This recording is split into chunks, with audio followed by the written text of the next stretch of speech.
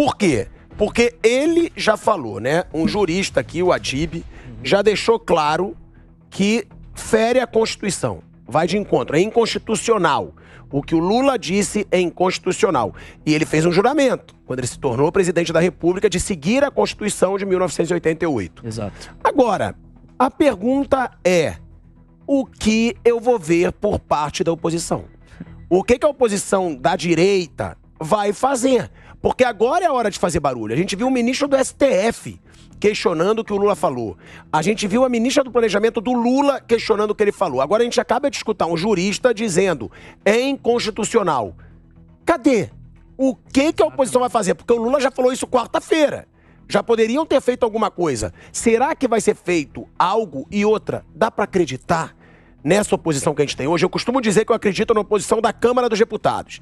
Do Senado não mais, que eu acredito ali em 2, 3 no máximo. Exato. O resto eu não vejo com tanta firmeza. O que esperar dessa oposição? Sabe o que acontece, Não vale um Pilhado? tweet, hein? Sabe o que...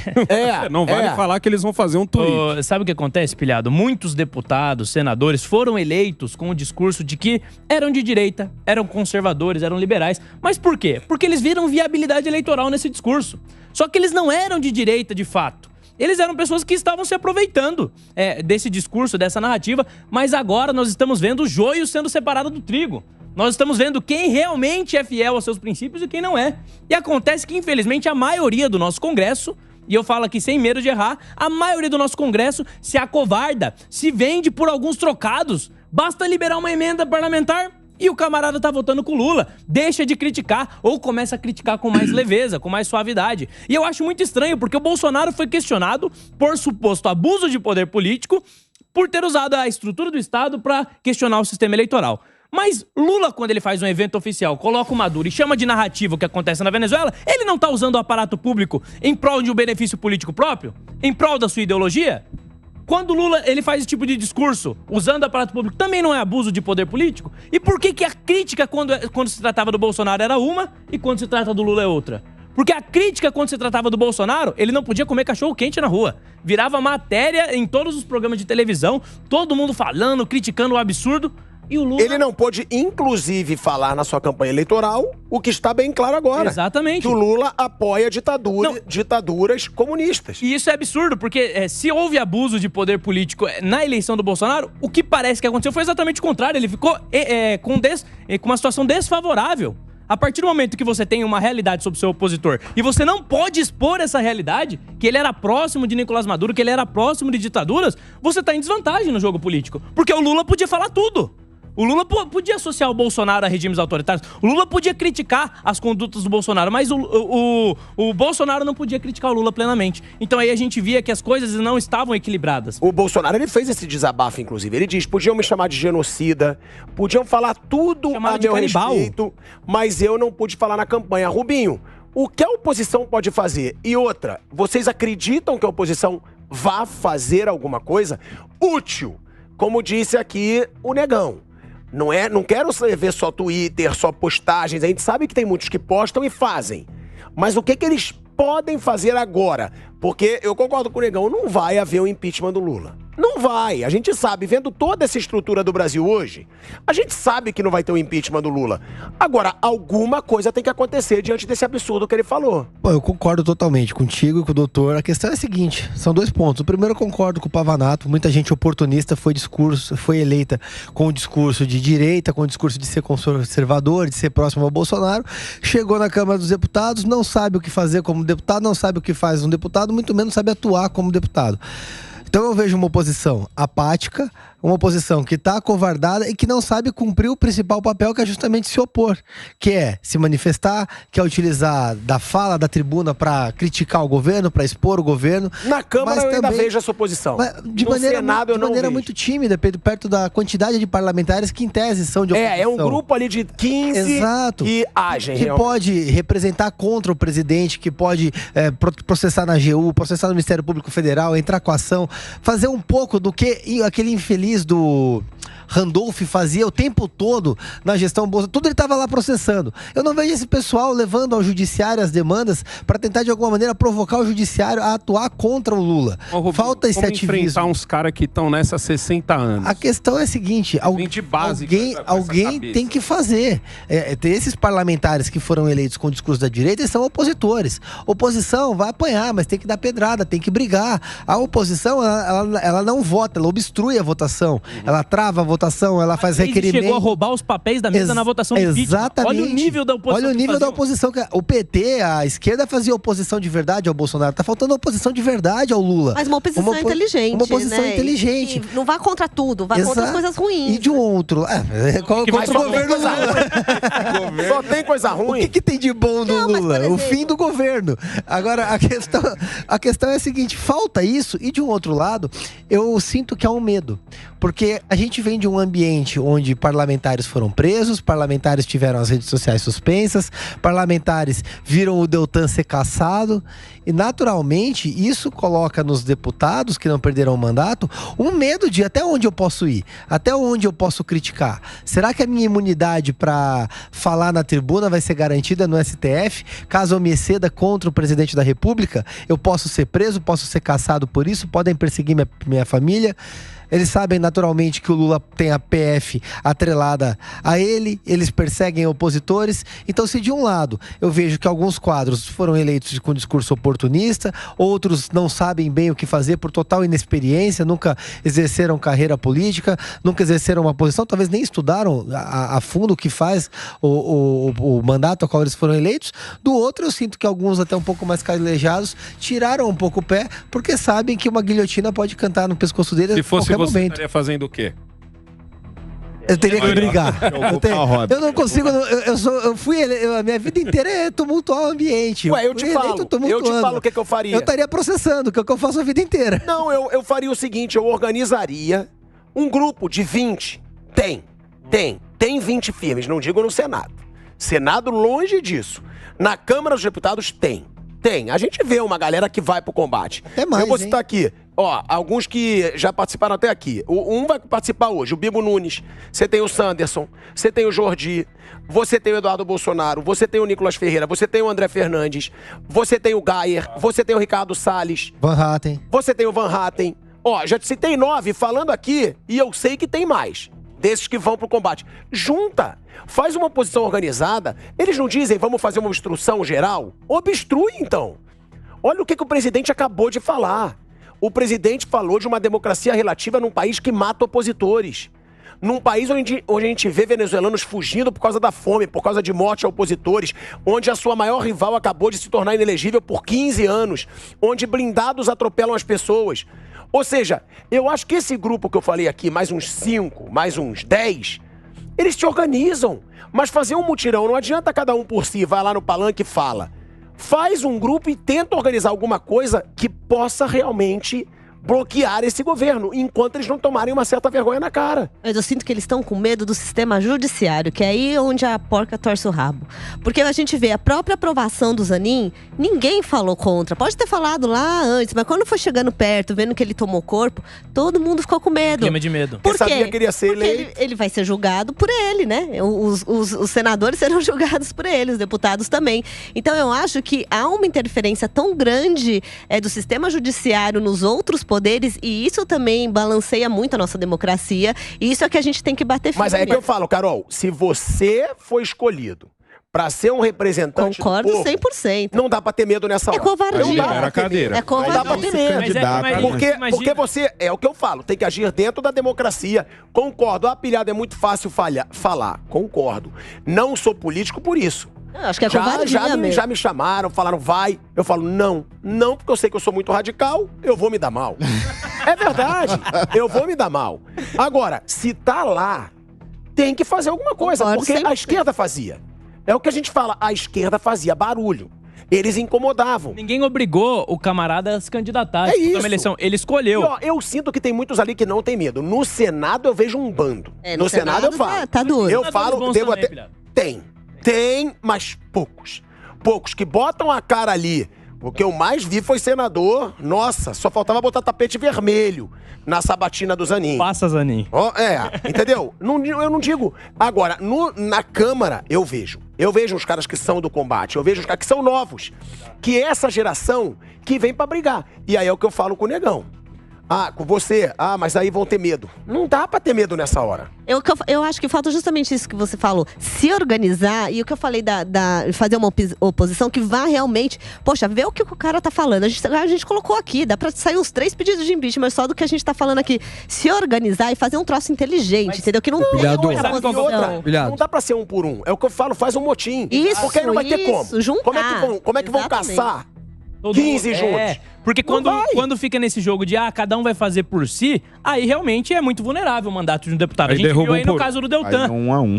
O Deltan teve o mandato cassado depois de eleito. Ou seja, como que algum deputado vai acreditar que a sua imunidade parlamentar tá protegida a partir do momento que um mandatário eleito perdeu o seu mandato com uma reinterpretação da jurisprudência? E Moro tá na Não tem como acreditar. O Moro vai ser cassado. Você já viu que a Janja já tava com a Glaze fazendo uma previsão futura. Não, mas você vê, é um absurdo a gente saber que um senador da República vai ser cassado. É um absurdo. Então, a partir do momento que um deputado e um senador têm que agir sozinho, é óbvio que ele é vulnerável. Agora, se eles se unirem, se eles estiverem em bloco, vai caçar todo mundo?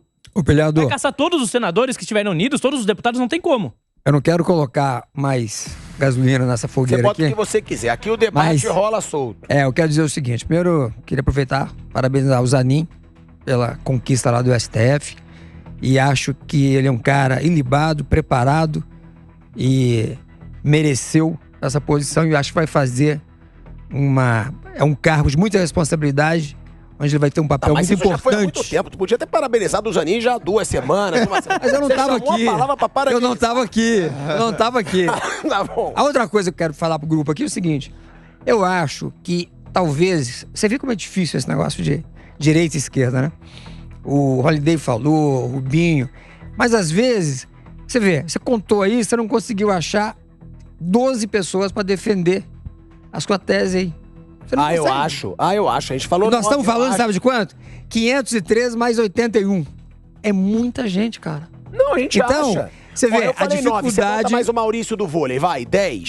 Mas... Já é um cara também... Nós estamos falando de mais de 600 pessoas. Sim. Às vezes... Você quer o quê também? Mas você tá brigando aí, mas você tá vendo que nem a própria direita tá entrando nessa briga aí. Ou seja, o pessoal parece que tá acomodado, hein? Não é direita, né? A minha sensação, viu? Eu não digo acomodado. É que... Eu digo medo. Eu concordo. Medo do que pode acontecer. Eu acho que a direita andou abandonando o capitão. Minha sensação. Não, é a tua sensação, então. Pode ser. Tem uma coisa que Você joga a tua ironiazinha, a gente responde. O Rubinho e o Holiday pode responder uma pergunta aqui, que é a seguinte. Será que não é os presidentes de partido o problema?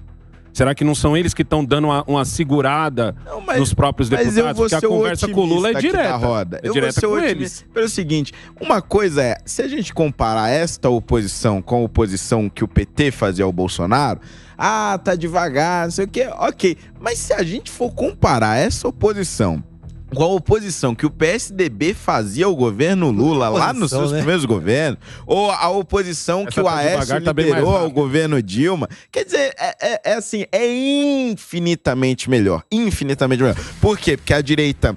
ela não tinha uma representação verdadeira naquele momento, era um partido de centro-esquerda que havia, de certa forma, incorporado o eleitorado de direita. E agora nós temos, finalmente, a direita propriamente dita lá. Então, veja, é a primeira vez, desde a redemocratização do Brasil, que nós temos verdadeiramente a direita na oposição.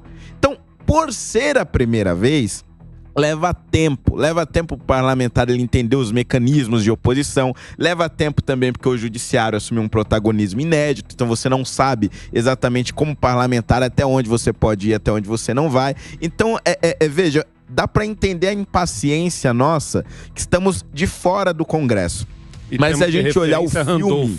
Exatamente. E a referência é Randolph. Mas se a gente olhar o filme da redemocratização até os dias atuais, pela primeira vez na história, a direita está sendo oposição. Isso e está sendo uma boa oposição. Então, eu não acho que é o fim do mundo também, não. Não acho que no Senado eu acho muito fraco. Não, o Senado é uma vergonha. No Senado eu acho Mas a Câmara dos Deputados, eu acho. Na Câmara eu gosto. Na Câmara eu gosto. No Senado é praticamente nula. É que o Senado é pensado para ser um lugar apático. Você olha o Senado, o sujeito ele tem um mandato de 8 anos. E aí ele tá estabelecido, ele tá pensando que ele vai disputar umas eleições intermediárias aleatórias. Eu já escutei aqui no programa, tá? Que no Senado, já escutei de deputado aqui, a relação é mais amigável. É mais aquela relação... Falta testosterona no Senado brasileiro. Falta realmente o cara pegar e ir pra cima. É isso, acomodação. Isso que falta. Eu gosto do Girão. Eu acho ele um cara fora da curva dentro do Senado. Eduardo Girão é bom. O Cleitinho foi mais corajoso. Mas assim, você olha o resto, é morno. É morno. O Cleitinho. Aliás, eu estive no Senado, inclusive o Holiday estava comigo, e eu percebi que os senadores ficam meio desconfortáveis, porque o Cleitinho, ele é totalmente diferente do que eles estão acostumados, Ele é deputado, né? Ele é um cara que fala o que pensa, que fala com ênfase. Então, os senadores que já estão estabelecidos ali ficam meio desconfortáveis e rápido dele. E é isso que a gente precisa sacudir aquilo lá. Adib, eu vi que você quer falar sobre esse debate. Pode aqui interromper, pode Vamos falar. Lá. É porque eu queria dizer o seguinte, quando a gente fala de deputados, às vezes o deputado, até concordo com o vereador Fernando Holiday, sobre a inexperiência do mandatário. Quando ele chega na Câmara dos Deputados, ainda ele está um pouco perdido, ele vai ainda se habituar e entender o regimento, como funciona e onde ele pode ir. Mas também tem um problema maior ainda, que é o partido político. Né? O partido político ele influencia muito, ele segura, às vezes, o deputado que quer aprovar ou quer apresentar algum projeto, ou até o impeachment. Ele sozinho, se não tiver o apoio, se aquilo não for bem trabalhado com os pares, ou seja, ele vai ser perseguido, sim, vai virar, que nem o próprio Márcio falou, são 513, mas vai ser 512 contra 1. Então, vai ser muito difícil dele conseguir até se desenvolver. Quando ele fala que não faz, o deputado tem medo da oposição, às vezes não é medo, é que ele não tem apoio. Então, o apoio é muito importante. Quando tem o apoio geral, até do próprio presidente da Câmara dos Deputados, qualquer impeachment, aí vai perseguir, aí vai chegar ao resultado. E os partidos estão quase na sua totalidade presos na questão das emendas. Presos nessa negociata que a gente tanto fala que a gente precisa mudar na realidade da política brasileira.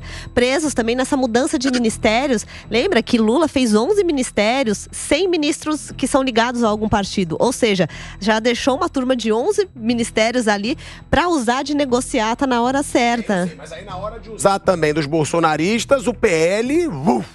Exatamente, explodiu. Porque exatamente. Explodiu, então tem que honrar também os votos que recebeu. Mas esses caras, a oposição de fato fiel, tá meio sozinha, que eu acho que é isso que ele quis colocar um pouco aqui pra gente. Tá duro pra eles, porque não tem apoio às vezes nem dentro do próprio partido, né? Negão, você vai precisar sair, né, que você tem um compromisso, mas... Felizmente, porque tava bom o debate aqui. Mas sobre essa situação, né, da oposição, eu espero mais. Da oposição, também. Principalmente no Senado. Você também, e o que você acha que pode ser feito? O que você perguntou pra gente, eu respondi. Une, pega ali os que são firmes mesmo e faz um movimento, faz uma obstrução, bloqueia a pauta. Você, o que acha que pode ser feito? Eu, sinceramente, mano, eu vou no que a gente tem como base, que é Randolph, mano. É Randolph, é a própria Glaze.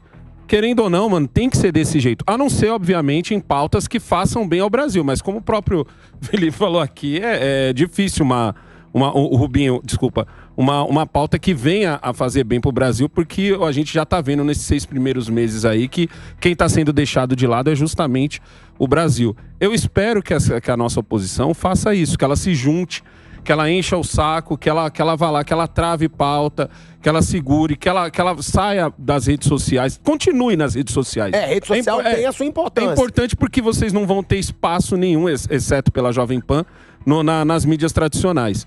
Mas assim, não se fixem só nas redes sociais, entendeu? Que cheguem nas redes sociais para dizer assim, ó, eu fiz isso, isso e isso. e não precisamos fazer isso. Tem que ser já com a coisa já feita. Ou então, ó, gente, eu estou fazendo isso. Eu gosto tanto de deputado que filma o momento em que ele está protocolando alguma coisa.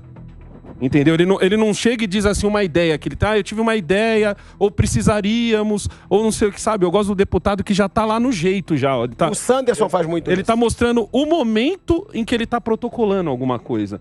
Isso é muito legal, porque isso daí vai segurando, vai mostrando o que eles estão fazendo lá dentro e deixando a gente sempre atualizado. E não deixando a gente na esperança de poderia ser assim, poderia ser assado. Ou indignado. Quer ver uma coisa que me deixa ferrado? Eu ver lá o tweet do deputado indignado. Quem tem que estar indignado sou eu. Entendeu? Que eu tô aqui do lado de fora. Entendeu? Não a pessoa para quem eu dei o meu voto. Que, vamos combinar, no Brasil, um voto vale na base ali de 400, 500 conto. E ó, foi isso que eu falei. Eu tava aqui no linha de frente. Não na minha campanha. Eu tava no linha de frente com o Magno Malta. E ele até falou pra mim, pô, você só cobrou de mim. Tem que cobrar do geral. Eu falei, não, mas eu cobrei de você como um representante. Exato. Porque estava ali. E quando eu perguntei pra ele, tá bom, vem cá, você acredita em quantos senadores que vão juntar com você? Ele, eu prefiro falar por mim. Aí, porque ó. realmente, diante do que eu aí vejo... é a hora de você cobrar. E é verdade. E aí você vê que ele mesmo ficou naquela situação que ele é um, que eu acho que fala mesmo, eu acho que ele é um que faz mesmo, que desafia realmente. Mas e os outros? Quem vai vir junto? Tem muito essa situação. E quando a gente cobra, é pra isso. Exato. Não é só pra expor. É pra esperar de quem a gente votou que faça alguma coisa contra o que a gente discorda. E aí aonde eles às vezes acabam assim, pô, mas a gente tá sendo muito cobrado. Gente do céu, mano. Vocês acham mesmo que Randolph fazia o que ele fazia só pra se aparecer? A gente quase já reparou que a gente quase não viu o Randolph nas redes sociais? A notícia era sempre, Randolph protocolou não sei o que lá.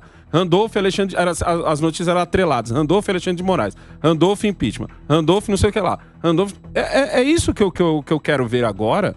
Porque senão, gente, o Paulo Guedes vai acabar... Por enquanto, o Paulo Guedes só tá certo em relação às liberdades. Daqui a pouco ele vai estar certo em relação à economia. E aí todo mundo vai afundar nesse